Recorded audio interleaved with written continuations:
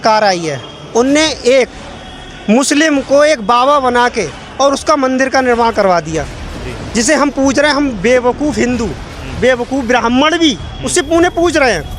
तुम भगवान जी को तुम लाइट थमाओगे, भगवान बारात में तुम भगवान जी की मूर्ति आगे आगे चलाओगे, ये सब गलत है जो आप बता रहे हो।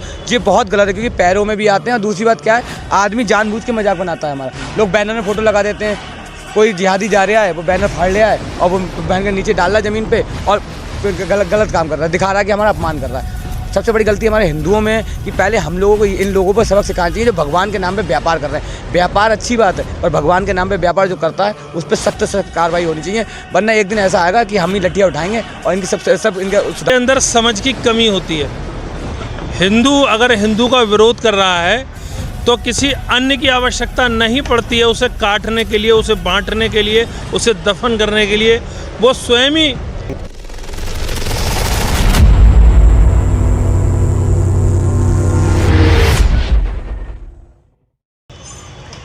नमस्कार, मैं आपका भाई दीपक मिश्रा आपका स्वागत करता हूं अपने YouTube चैनल PPR बरेली में। आज हम आ गए हैं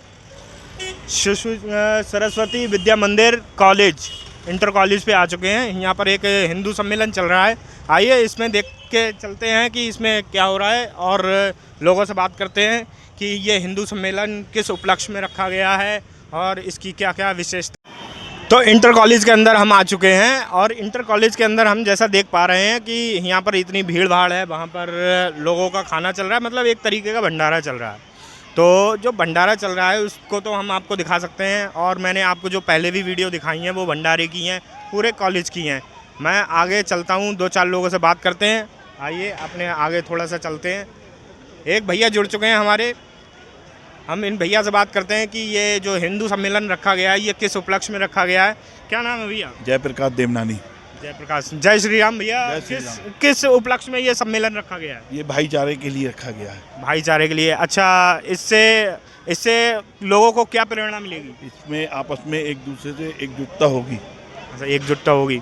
वैसे कहाँ के रहने वाले हैं? मैं बरेली का रहने वाला हूँ, सिंधु नगर का। अच्छा, सिंधु नगर के। तो मैंने इसके बारे में ये सुना है कि यहाँ से आदमी जो शुरू से सुबह से आया हुआ है, तो ये क्या सच है? सुबह से आया हुआ? हाँ, सुबह से आया हुआ है। चलिए ठीक है। और कुछ लोग मिल जाते हैं अपने, और भैया हैं एक हमारे साथ जुड़ गए हैं।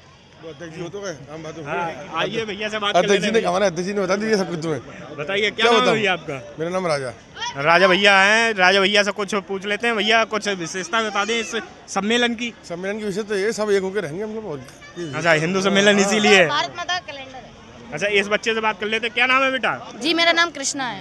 कृष्णा नाम है। कृष्णा नाम। बेटा, ये जो भारत माता के तुम ये पोस्टर बांट रहे हो, किस लिए बांट रहे हो? लोगों को जागरूक करने के लिए? जी हाँ। अभी माननीय विधायक जी हैं हमारे साथ में जुड़ चुके हैं, हमारे सांसद जी हैं। सांसद जी से बात करते हैं। सांसद जी, ये हिंदू सम्मेलन जो रखा गया है इसके ये किस उपलक्ष्य में रखा गया है? राष्ट्रीय स्वयंसेवक संघ के 100 वर्ष पूरे हुए हैं। 5 छोटे छोटे बच्चों के साथ में जो संगठन खड़ा हुआ, आज सारी दुनिया का सबसे बड़ा स्वयंसेवी संगठन है।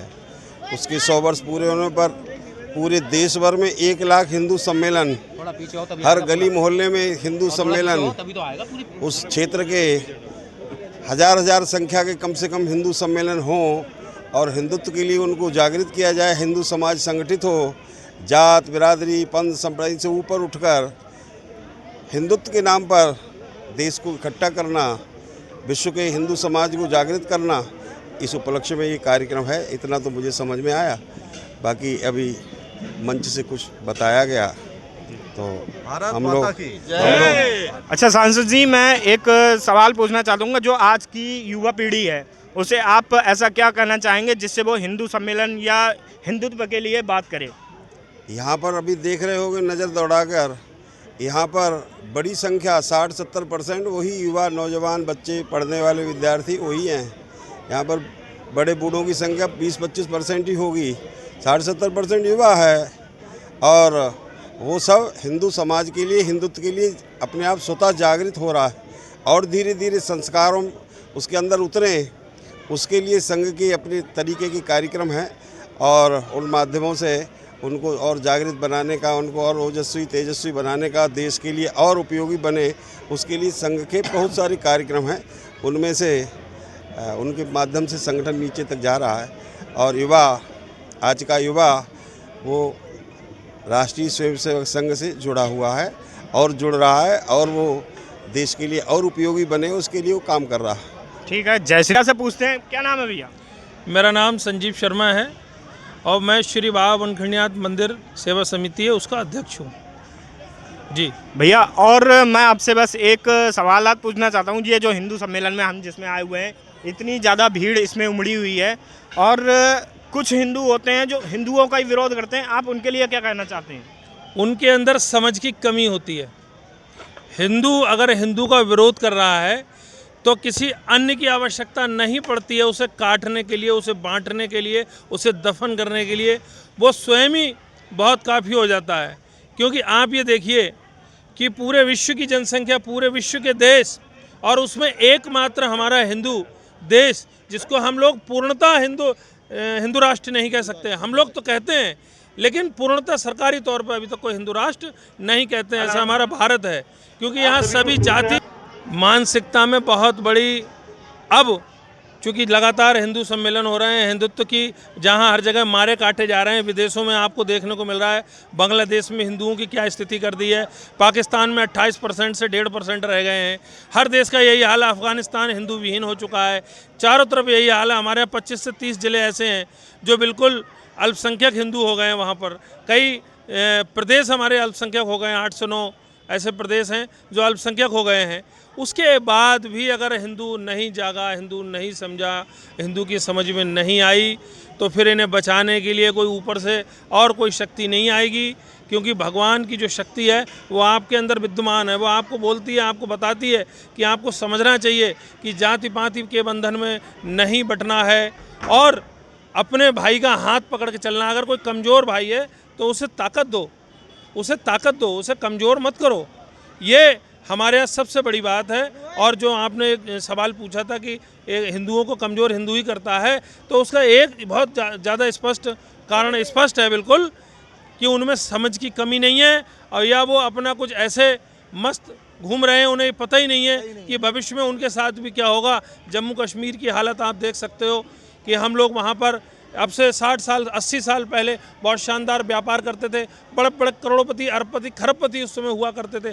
आज वो कैंपों में भीख मांग रहे हैं। अगर उसके बाद भी आपकी समझ में नहीं आती है तो मुझे नहीं लगता कि कोई आपको बचाने आने वाला है। इसलिए सब में प्यार और मोहब्बत होना चाहिए। कोई जाति पाति के बंधन में नहीं बंधना चाहिए और एकजुटता के साथ हिंदुत्व की ताकत को बढ़ाना चाहिए। जय श्री राम, जय बाबा भोलेनाथ। ठीक है, जय श्री राम भैया। है कि जो भारतीय जनता पार्टी है, लोग दूसरे मजहबों के लोग कहते हैं कि जो भारतीय जनता पार्टी है वो हिंदुओं का पक्ष लेती है, और हिंदुओं का अगर पक्ष लेती है तो क्या ये दूसरे मजहबों को कहना सही है? मेरा नाम राजीव शर्मा है और मैं जितना मैंने बीजेपी को जाना है उस हिसाब से मुझे तो नहीं लगता है कि बीजेपी हिंदुओं का पक्ष रखती है।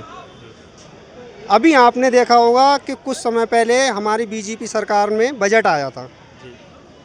बजट में उन्होंने अल्पसंख्यक में सारे मुस्लिम आते हैं, उन सारे मुस्लिमों के लिए 3400 करोड़ रुपए का उन्होंने बजट निकाला। अब आ जाओ हमारे हिंदू लोगों में, हिंदू लोगों को उन्होंने बांट दिया, ताकि एक तरफ कहते हैं बटोगे तो कटोगे, लेकिन उन्होंने स्वयं बांट दिया। उन्होंने क्या कहा है कि ओबीसी के लिए 1250 करोड़ रुपए, फिर उसके बाद दलित के लिए 6360 करोड़ रुपए उन्होंने अनुदान दिया है। अब ये बताइए इसमें ब्राह्मण कहाँ गया? ब्राह्मण को तो उन्होंने एक तरीके से हटा ही दिया। इन्होंने जातियाँ भी बांट दी, अल्पसंख्यक को एक तरफ रख दिया। अल्पसंख्यक में सारे मुस्लिम आ गए, उनमें जातियाँ नहीं है, लेकिन हमारे हिंदुओं में उन्होंने एक तरफ तो नारा देते हैं बटोगे कटोगे, और एक तरफ उन्होंने हमें खुद स्वयं बांट दिया। ब्राह्मण के लिए बांटने में सबसे ज़्यादा योगदान है तो बीजेपी का ही है। बीजेपी को बहुत बड़ा मंथन करना चाहिए। अगर बीजेपी नहीं चाहेगी तो कोई भी हिंदू नहीं बटेगा, लेकिन बीजेपी ने ये सबसे बड़ा सबसे गलत काम किया है। और यूसीसी बिल आई, उसमें और उससे भी बड़ा बुरा काम यूसीसी बिल ला के करा था। उन्होंने हिंदुओं को बांटने का काम करा। ब्राह्मण का बहुत बड़ा सही योगदान है इस भारत के अंदर, और ब्राह्मण को ही उन्होंने दरकिनारे कर दिया। SC ST आता है, ST ST जब भी लगता है किसी भी व्यक्ति के लिए पैसे की ज़रूरत होती है STX में, पाक्सो में, जब वो किसी पे लगाता है तब गवर्नमेंट उसको उन पीड़ के लिए पैसा देती है। जिस दिन वो पैसा बंद हो जाएगा STX लगना बंद हो जाएगा। अच्छा, तो जो भीम समाज हैं, चंद्रशेखर आज़ाद जी हैं, माननीय सांसद चंद्रशेखर आज़ाद जी हैं, वो ये कहते हैं कि ब्राह्मणों ने हमेशा जो छोटी जात है उनके लिए हमेशा प्रताड़ित किया है, तो वो क्या सच है? अब ये एक छोटा सा टॉपिक है ये, और इसको मैं 2 शब्दों में ख़त्म कर दूंगा। हमारे यहाँ साईं मंदिर है, यहाँ भी हैं और सीढ़ी में भी हैं, हाँ, कई जगह हैं। कई जगह। क्या आपको हमारे कोई भी धर्म शास्त्रों में उसका उल्लेख है? नहीं है। जब से कांग्रेस सरकार आई है, उनने एक मुस्लिम को एक बाबा बना के और उसका मंदिर का निर्माण करवा दिया, जिसे हम पूज रहे हैं, हम बेवकूफ़ हिंदू, बेवकूफ़ ब्राह्मण भी उससे उन्हें पूज रहे हैं। ठीक है, ऐसा ही एक छोटी सोच है। भीमराव अंबेडकर अगर इतने उत्पीड़ित होते तो क्या उन्हें कि ब्राह्मण पढ़ाता? क्या ब्राह्मण उनकी शिक्षा दीक्षा के लिए उन्हें बाहर भेजता? क्या कोई ब्राह्मण अपनी पुत्री दे देता उन्हें? क्या वो फिर अपनी बहनों का ब्राह्मण क्षत्रिय की यहाँ शादी करते? ये सिर्फ एक सोची समझी साजिश है। इसलिए वोट बैंक है, इस वोट बैंक को साधने के लिए कोई PDA कर रहा है, कोई ब्राह्मण कर रहा है, कोई हिंदू कर रहा है, बस इस वजह से कि मेरा वोट मेरे पास रहे। ब्राह्मण उसी के लिए वोट करेगा जो देश हित की बात करेगा। ब्राह्मण ने आज तक कोई आरक्षण नहीं मांगा, ब्राह्मण ने किसी देश को नहीं मांगा, ब्राह्मण ने अपने क्षेत्र में रह के किसी चीज़ के बारे में, उसने सिर्फ अपने मठ मंदिरों के बारे में सोचता है और अपने क्षेत्र में संतुलन बना रहे लोगों के बीच, उसके बारे में अच्छी कामना करता है। लेकिन जो जातियां हैं वो हमारे राजनेता ही लोग बनाते हैं, उन्हीं को बिगाड़ते हैं, लड़ाते हैं, वोट लेते हैं, फिर उसके बाद सम्मेलन चालू होते हैं। चलिए ठीक है। 1 लाख सम्मेलन हैं, 1 लाख सम्मेलन हैं अभी इस यूपी के अंदर, और ये होंगे, इसीलिए होंगे कि UCC बिल आया था, उससे ब्राह्मण परेशान था। अब उस ब्राह्मण को साधने के लिए UCC बिल के चक्कर में अब ये जो सम्मेलन हो रहे हैं, यही है। इन लोगों के लिए सम्मेलन की ज़रूरत नहीं है, इनको ब्राह्मणों के पास जाके एक भाईचारे की बात बताना चाहिए। और सबसे बड़ी बात ये थी कि जब UCC बिल आया, कोई भी ब्राह्मण नेता, कोई भी सांसद नेता सड़क पे नहीं उतरा, सिर्फ अपने नंबर, उसके नंबर कम ना हो जाएं। कौन आया? हमारे मुख्यमंत्री योगी आदित्यनाथ जी। मैं उनका दिल से धन्यवाद करता हूँ, वो हमारे समर्थन में खड़े हुए थे। अरे हम भी पीड़ित हैं, STS से पीड़ित हैं और झूठे केस से पीड़ित हैं, तो हमें उसका दर्द है। जो लोगों को दर्द नहीं है वो अपने मंचों से बड़े बड़े भाषण देते हैं और कहते हैं कि भाई हम सब हिंदू एक है। जब हिंदू एक है तो एक दूसरे पे फिर ये लालचन क्यों लगता है कि साहब वो SC का, ये OBC का, ये जाटव है, ये ब्राह्मण है। एक है तो एक सोच, एक देश, एक कानून होना चाहिए सबके लिए। मैं आपसे यही प्रार्थना करता हूँ, मेरी ऊपर तक, योगी आदित्यनाथ तक, प्रधानमंत्री मोदी जी तक ये खबर पहुँचे और एक देश, एक भेष, एक कानून सबके लिए लागू हो। ठीक है, जय भारत। अपना मेरा राजा तोमर नाम है भैया। राजा कुमार, आप किस पद से हैं भैया? भैया मैं आज इसमें हिंदू सम्मेलन के लिए एक हिंदू के नाते हिंदू को जागृत करने के लिए आया हूँ। इसमें कोई पद नहीं, सिर्फ हम एक हिंदू हैं और सबको एकत्रित कर रहे हैं। और ये हमारा जो चल रहा है हिंदू सम्मेलन, ये पूर्वी मंडल का चल रहा है जी, और हर मंडल में ये होना है। और आज भी हमने इसी के उपरांत रखा है। हम जागरूक करना चाहते हैं हिंदू का, ना कोई ठाकुर, ना कोई पंडित, ना कोई सक्सेना, ना कोई जाटव, ना कोई वाल्मीकि। हम गर्व से कहें और यही जागरूक करना चाह रहे हैं कि हम गर्व से कहें हम हिंदू हैं, सिर्फ हिंदू हैं, ना किसी पार्टी से, ना किसी से। आज जो भी यहाँ पे जो आयोजन हुआ है वो सिर्फ एक हिंदू सम्मेलन के लिए हुआ है। अच्छा, एक सवाल मैं आपसे पूछना चाहूँगा। मेरा एक सवाल है कि ये जो हिंदू सम्मेलन हो रहा है, हिंदू सम्मेलन की आड़ में मैंने सुना है, इसमें हिंदू सम्मेलन की आड़ में राजनीतिक रोटियां चमकाने का काम हो रहा है। ऐसा आपको अभी तक आपने पूछा होगी और देखा भी होगा अभी तक यहाँ पे कि हम लगातार निरंतर हिंदू सम्मेलन भी करते हैं, जनसभाएं भी करते हैं और ज़रूरतमंदों की हम मदद भी करते हैं। पूर्वी मंडल में हमारा ये सबसे आगे पूर्वी मंडल रहता है और हमेशा हम ये वेब कार्यक्रम करते रहते हैं। अच्छा, एक और मैं सवाल पूछना चाहूँगा कि जो आजकल की युवा पीढ़ी है उसे क्या आप समझाना चाहेंगे कि हिंदुत्व पार्टी में वो हर किसी पार्टी में बैठे हुए हैं, कोई भारतीय जनता पार्टी में है, कोई समाजवादी पार्टी में है, कोई हिंदू युवा वाहिनी में है, कोई बजरंग दल में है, वो हिंदू कब बनेगा? ये आप देखिए, हमारा जो युवाओं को जगाने का काम है और हमारा आज का जो युवा है वो अच्छा खासा जाग भी चुका है और निरंतर हम उस पर प्रयास भी कर रहे हैं। ऐसा नहीं कि हम उस पर प्रयास ना कर रहे हों। अगर हम आज प्रयास ना कर रहे हो तो आपने आज भीड़ की संख्या देखी होगी। ये अब कोई पैसे पर लाई हुई पब्लिक नहीं है, ये हिंदुओं की एक एकता है और ताकत है, जो कि आज हमने पूर्वी मंडल में इसको साबित करके भी दिखा दिया।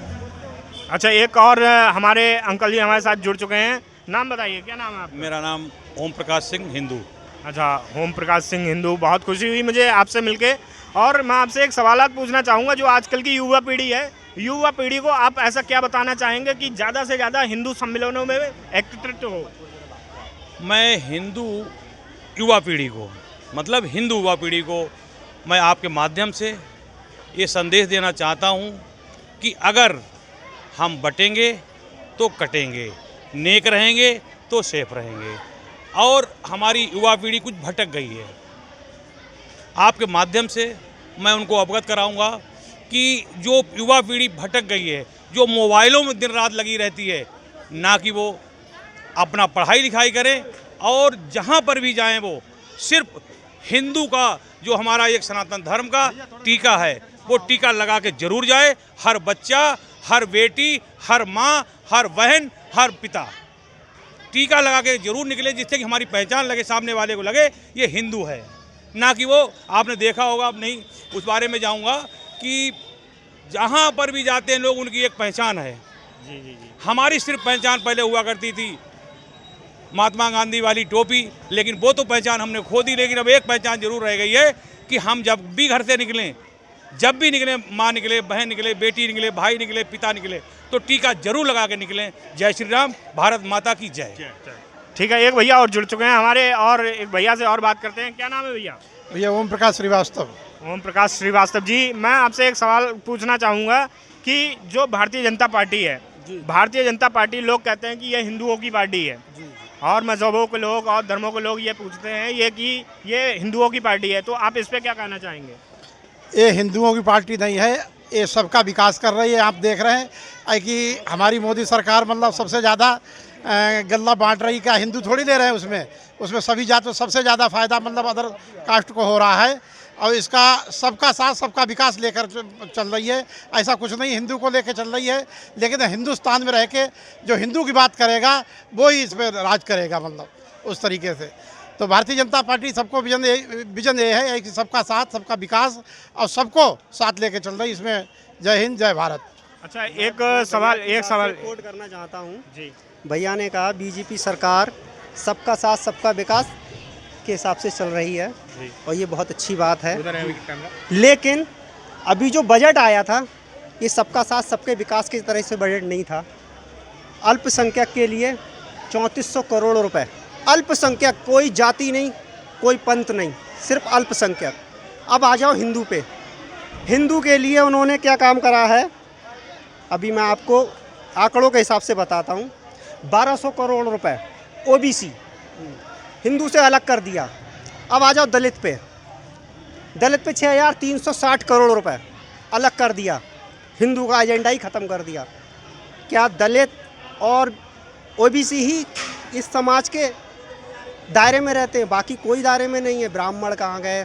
जो यूसीसी बिल लेके आए उसके लिए ब्राह्मण को हटा दिया गया, यूसीसी बिल ला के कि ब्राह्मण इस भारत का अंग ही नहीं है। ये क्या है? बहुत मंथन करने की ज़रूरत है। आज जो शीर्ष पे बैठी हुई बीजेपी पार्टी है ना, शीर्ष से ज़मीन पे आने में समय नहीं लगेगा। हर चीज़ के पॉइंट टू पॉइंट सोच के किसी भी बिल को बनाओ, तो इस बिल को इस तरीके से बनाओ कि जब देश की चलाना है तो सिर्फ हिंदू के समझ के चलाओ, नहीं तो ओबीसी, एससी, जाट, ये क्या हो रहा है? ये जात बरादरी नाम तो एक तो तरफ हमसे कह रहे हैं कटोगे तो बटोगे, तो कटोगे, और एक तरफ हमें खुद ही बांट दे रहे हैं आप लोग। नहीं, बीजेपी ये कहती है कि कटोगे तो बटोगे, और खुद बांटने का काम कर रही है। भैया मैं तो ये चाह रहा हूँ कि बीजेपी हम सबको एक साथ लेके चले। ये इन्होंने जो निकाला है, बजट निकाला, इस बजट को खारिज करके इसे कहते हैं हिंदू के लिए इतना बजट जी, चाहे वो ब्राह्मण हो या वैश्य हो, कोई भी जाति का हो। लेकिन उन्होंने क्या किया, ओबीसी को इतना दे दिया, एससी को इतना दे दिया साहब। फिर उसके बाद एसटीएच कौन झेल रहा है? ओबीसी वाले झेल रहे हैं, ब्राह्मण झेल रहे हैं। किसी आपको अल्पसंख्यक पे तो एसटीएच लगते हुए नहीं देखा होगा आपने। वो तो जब ही लगेगा जब किसी की उत्पीड़न करेगा, किसी का रेप करेगा, तो वो कहते हैं एसटीएच लगाओ, पॉक्सो लगाओ। और सबसे ज़्यादा पीड़ित कौन है? हिंदू, और उसमें भी कौन सी जाति है? ओबीसी।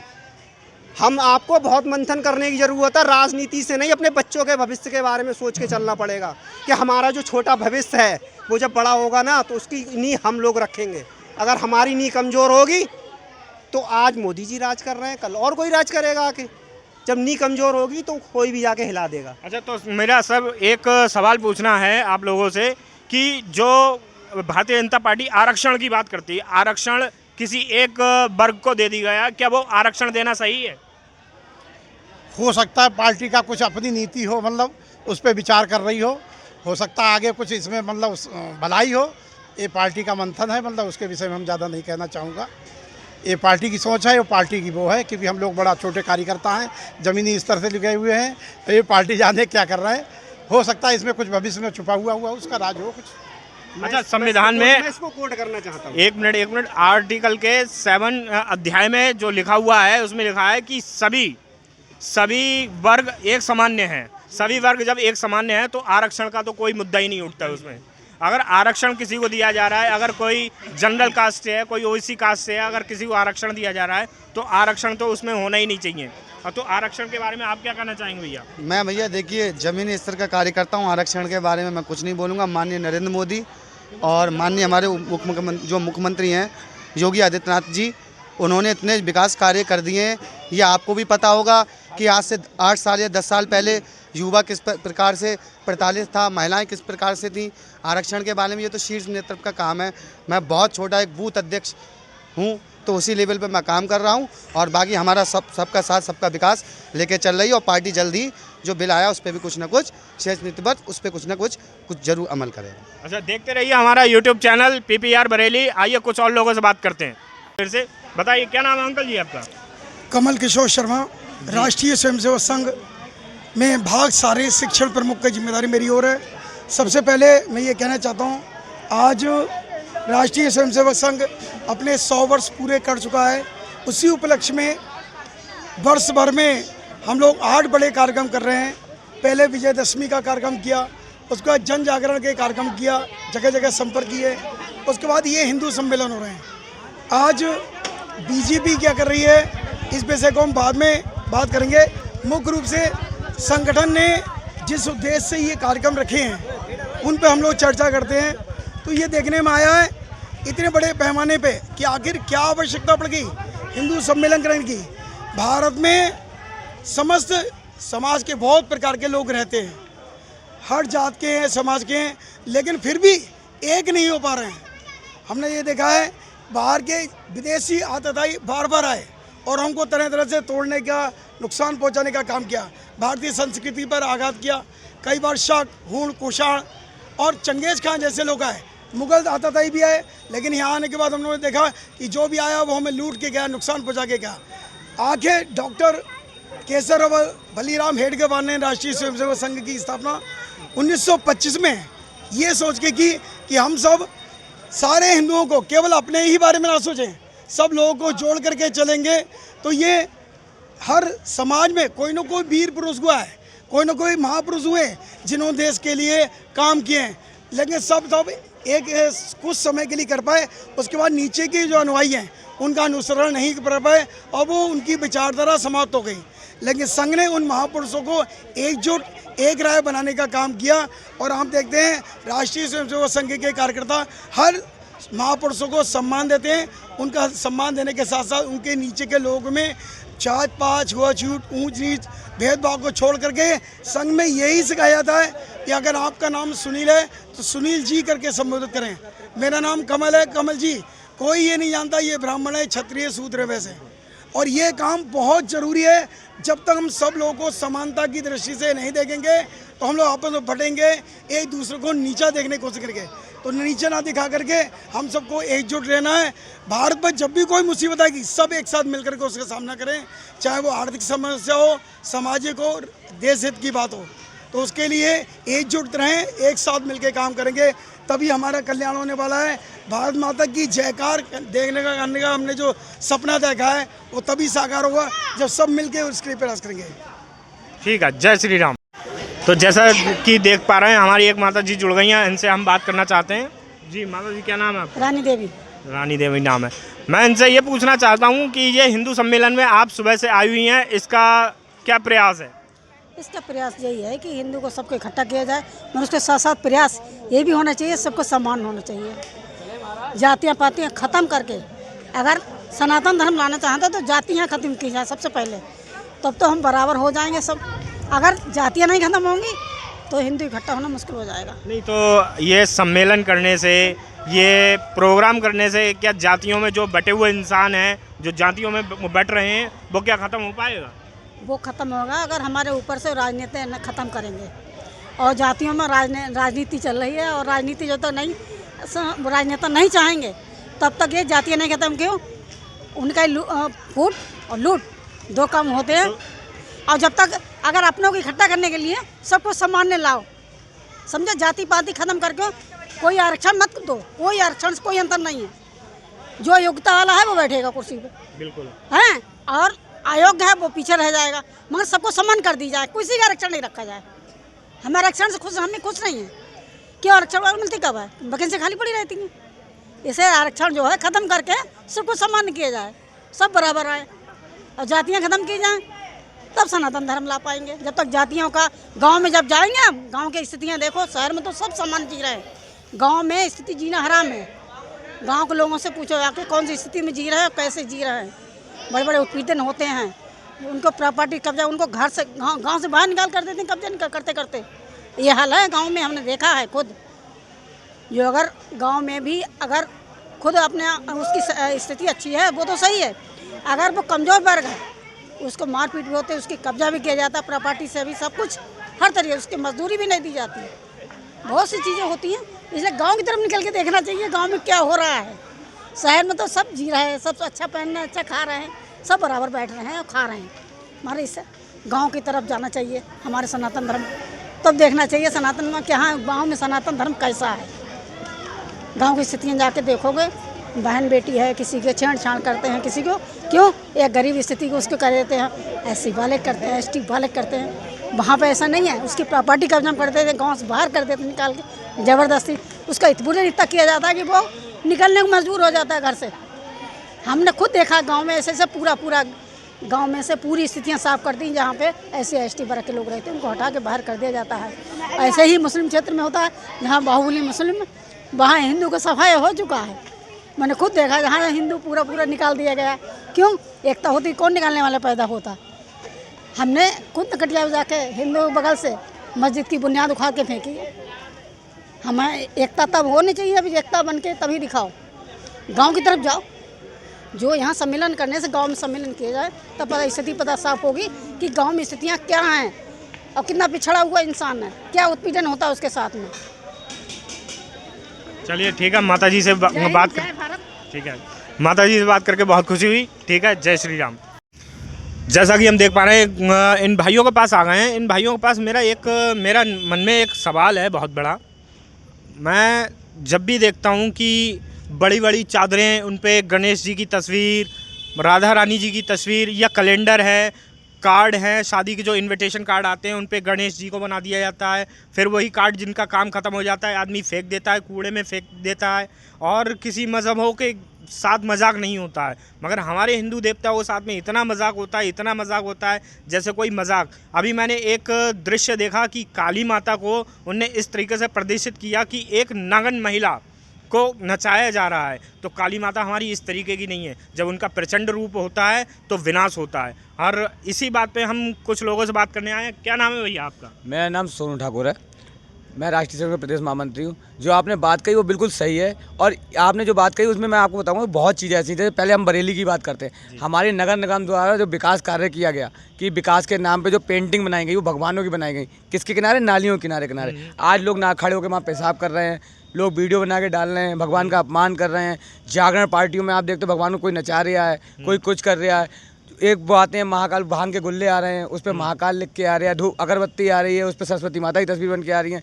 और कई बैंड वाले अब भगवानों का यूज़ कर रहे हैं कि लालटेन भगवान जी के हाथ में थमा दी। इनकी भी मैं तोड़ाई बहुत जल्दी करवाने वाला हूँ, क्योंकि ये बहुत गलत काम कर रहा है। जो भगवान जी को तुम लाइट थमाओगे, भगवान बारात में तुम भगवान जी की मूर्ति आगे आगे चलाओगे, ये सब गलत है जो आप बता रहे हो। ये बहुत गलत है, क्योंकि पैरों में भी आते हैं। और दूसरी बात क्या है, आदमी जानबूझ के मजाक बनाता है हमारा। लोग बैनर में फोटो लगा देते हैं, कोई जिहादी जा रहा है, वो बैनर फाड़ लिया है और वो बैनर के नीचे डाल रहा है ज़मीन पे और गलत काम कर रहा है, दिखा रहा है कि हमारा अपमान कर रहा है। सबसे बड़ी गलती हमारे हिंदुओं में है कि पहले हम लोगों को इन लोगों पर सबक सिखाना चाहिए जो भगवान के नाम पे व्यापार कर रहे हैं। व्यापार अच्छी बात है, पर भगवान के नाम पे व्यापार जो करता है उस पर सख्त सख्त कार्रवाई होनी चाहिए, वरना एक दिन ऐसा आएगा कि हम ही लठियाँ उठाएंगे और इनकी सब इनका सुधार कर देंगे। क्योंकि बहुत जगह ऐसा है कि हम लोग हिंदू ही सबसे गलत हो रहा है कि हिंदू लोग ऐसा कर रहे हैं कि अपमान कर रहे हैं और सह रहे हैं। और कई कंपनियाँ तो मुस्लिमों के नाम पर हैं और वो भगवान की तस्वीर का प्रचार कर रहे हैं। जैसे अभी आपने सुना होगा कि उत्तराखंड में हम लोगों ने अभी अभियान चलाया था, तो पुन्नागिरी में कई मुस्लिमों की दुकानें निकली जो भगवान वहाँ हमारी देवी देवताओं का अपमान कर रहे हैं और व्यापार भी हमारे देवी देवताओं के नाम से कर रहे हैं। जागेश्वर में, बागेश्वर में कई जगह ऐसे लोग निकले।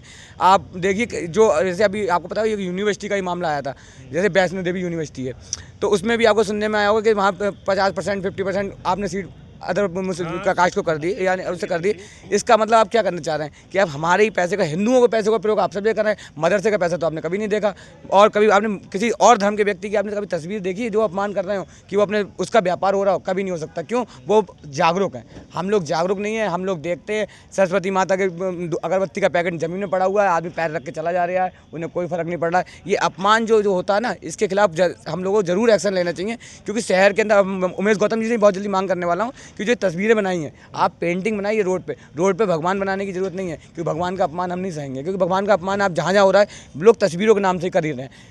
कार्ड में, कैलेंडर में, सब में आप देखते हैं भगवान का फोटो लगा देते हैं, बाद में क्या होता है, कूड़े में फेंकता है। इससे क्या आप सम्मान कर रहे हैं भगवान का? आप मंदिर में पूज रहे हैं, एक जगह आप फेंक दे रहे हैं। लोग मंदिर मूर्तियाँ खंडित हो जाती हैं, वो कहीं भी कोने पेड़ में रखे जाते हैं, वहाँ कुत्ते मूत रहे हैं। ये क्या है? ये भगवान का सम्मान है? आप पूजा पाठ कर रहे हैं, जरूर आप सिद्ध हैं, आप बहुत अच्छा, आपको भगवान फल देगा, पर किस बात का? आप अपमान भी तो कर रहे हैं। फिर आप कह रहे हैं कि मेरे संग में गलत हो रहा है। आदमी कहता है मेरे संग भगवान ने मेरे संग अच्छा क्या किया। पहले आप भी तो अपनी सोच देखिए कि आप कर क्या रहे हैं। भगवान का सम्मान करिए और भगवान को पूजने लायक हैं। और देखता हूँ आप देखिए कई जगह देखेंगे भगवान, जैसे अभी आपने एक रामलीला में देखा होगा कि रावण के तीर लग गया, तो लोग न्यूज़ पत्रकार भी ऐसे हैं कि न्यूज़ इस तरह चलाते हैं जैसे वो चला रहा है कि राम जी ने रावण के बाण मारा और ST का मुकदमा लग गया। ये आप क्या करना चाहते हैं? क्या दिखाना चाह रहे हैं कि हमारे यानी ग्रंथों में भगवान का मजाक बना रहे हैं? हर चीज़ में भगवान का, कुछ देवी देवता, कुछ वो चले आते हैं साधु संत, जैसे रामपाल जैसे, वो कहता है भगवान अस्तित्व नहीं है, जो मर गया है वो है नहीं।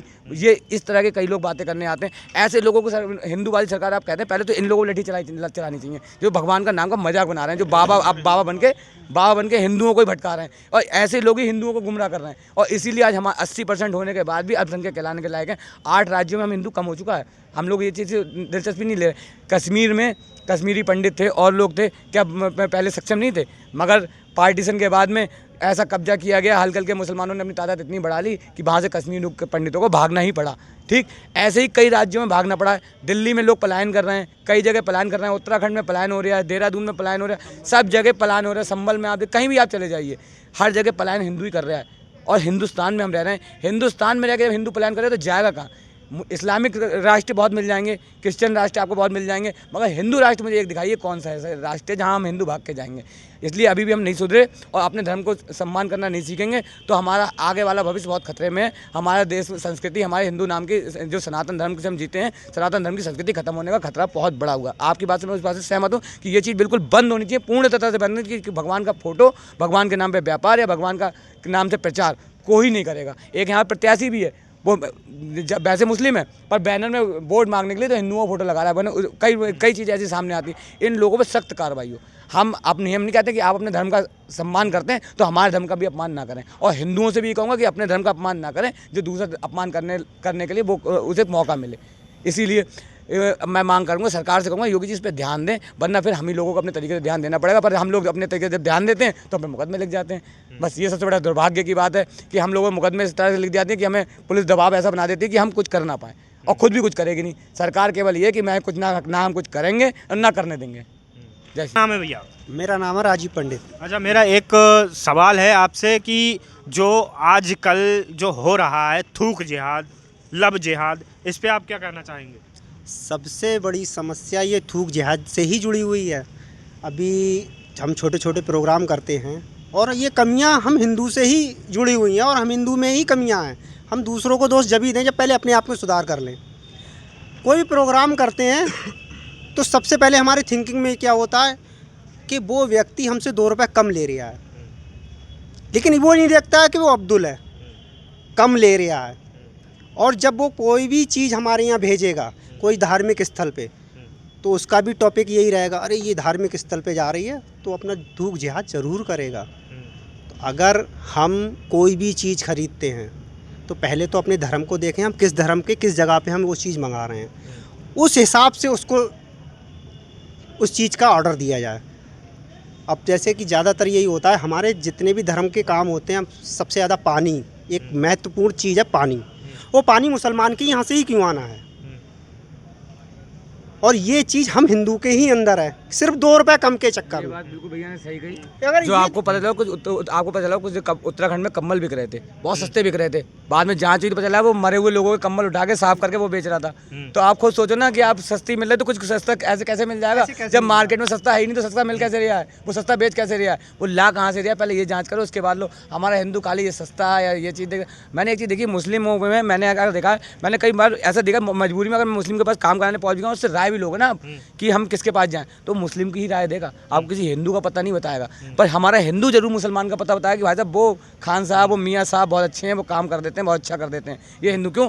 आप कोई भी काम ले लीजिए, हम लोग जाति बिरादरी में बांटते हैं। जाति बिरादरी हमारी क्यों बनाई गई थी? कोई हमारी जाति बिरादरी छुआछूत के लिए नहीं बनाई गई थी, काम के हिसाब से हमारी जाति बनाई गई थी कि हमारा कौन क्या काम कर रहा है उस वर्ग के हिसाब जाति बनाई गई थी। कश्यप ऋषि के सभी संतान थी, ठाकुर भी थे, पंडित भी थे, कश्यप भी थे, वैश्य भी थे, सब थे। क्यों थे? और हम लोग अपने ऋषियों के बारे में नहीं जान रहे। हमसे किसी ने कह दी कि उनने छुआछूत है, उनने ये कह दी, उनने वो कह दी, हमने मान ली।